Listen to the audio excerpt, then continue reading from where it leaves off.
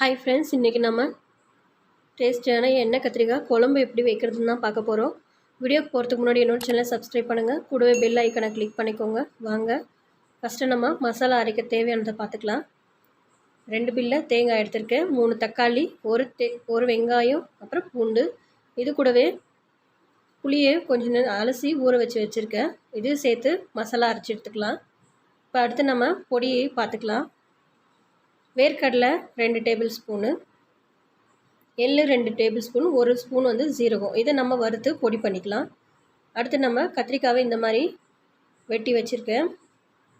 நம்ம இப்போ ஃபஸ்ட்டு பொடி ரெடி பண்ணிக்கலாம். அதுக்கு வேர்க்கடலை ஃபஸ்ட்டு போட்டு வறுத்துக்கலாங்க. இது கொஞ்சம் ரோஸ்ட் ஆனதுக்கு அப்புறமா எள்ளும் சீரகமும் சேர்த்துக்கலாம்.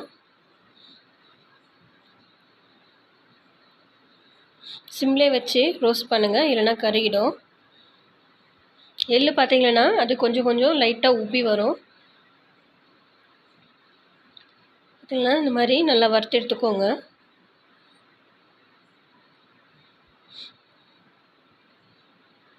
பாருங்க, ரோஸ்ட் ஆயிடுச்சு. இதை இப்போ நம்ம ஆற வச்சு பொடி பண்ணி எடுத்துக்கலாங்க. அடுத்து நம்ம தாளிக்க ஒரு கடாய் எடுத்துக்கலாம். கடாயில் எண்ணெய் ஊற்றிக்கலாங்க. கடுகு சீரகம் சேர்த்துக்கலாம்.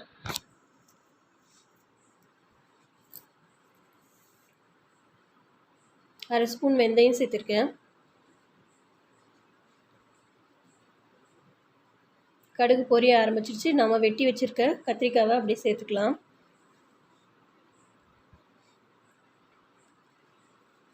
கத்திரிக்காவை ஒரு 5 நிமிஷம் நல்லா எண்ணெயிலே ஃப்ரை பண்ணலாம்.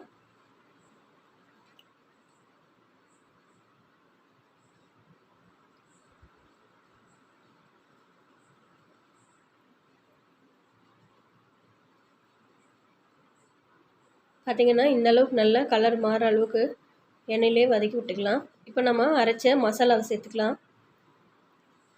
வெங்காயம், தக்காளி, புளியெல்லாம் சேர்த்து அரைச்சோம் இல்லையா, தேங்காயெல்லாம் போட்டு அதை இப்போ சேர்த்துக்கலாம்.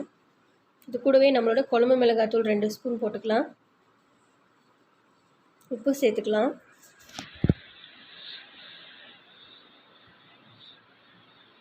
இதை நல்லா கலந்து விட்டுடலாம்.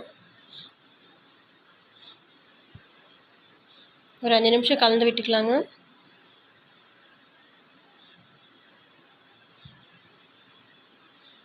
இப்போ நம்ம இது காய் வேகணும், அதுக்காக இன்னும் கொஞ்சம் தண்ணி சேர்த்துக்கலாம். பச்சை கருவேப்பிலை சேர்த்துக்கலாம்.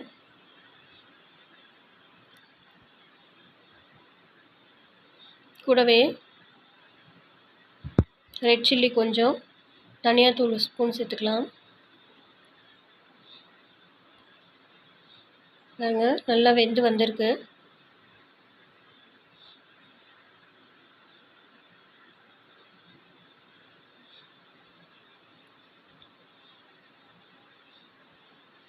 பார்த்திங்கன்னா கத்திரிக்காயும் நல்லா வெந்து வந்திருக்கு. இப்போ நம்ம பொடி பண்ணி வச்சுருக்கோம் இல்லையா, இதை நம்ம சேர்த்துக்கலாம்.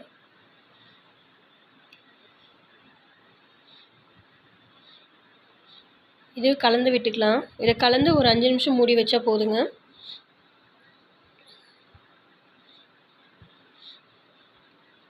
ஒரு 5 மினிட்ஸ் இப்போ நம்ம இதை மூடி போட்டு வச்சிடலாம்.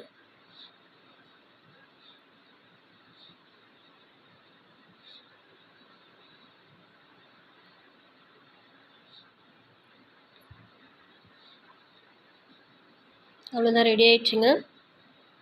பாருங்க எவ்வளோ சூப்பராக ரெடி ஆயிருக்கு. இப்போ நம்ம ஸ்டவ் ஆஃப் பண்ணிக்கலாம்.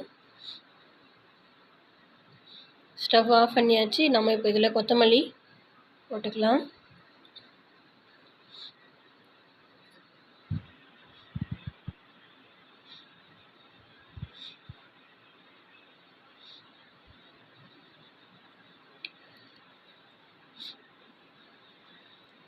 கடைசியாக இதில் 2 டேபிள் ஸ்பூன் நல்லெண்ணெய் சேர்த்துக்கலாங்க. ரொம்ப டேஸ்ட்டாக இருக்கும். நம்ம இதை ஒரு பவுலில் சர்வ் பண்ணிடலாம். இப்போது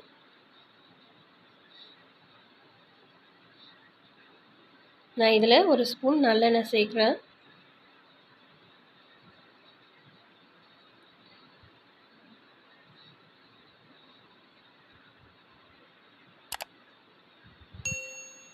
பார்த்துட்டிங்கன்னா கத்திரிக்காவும் நல்லா வெந்து வந்திருக்கு. வீட்டில் செஞ்சு பார்த்துட்டு டேஸ்ட் எப்படி இருக்குன்னு சொல்லுங்கள்.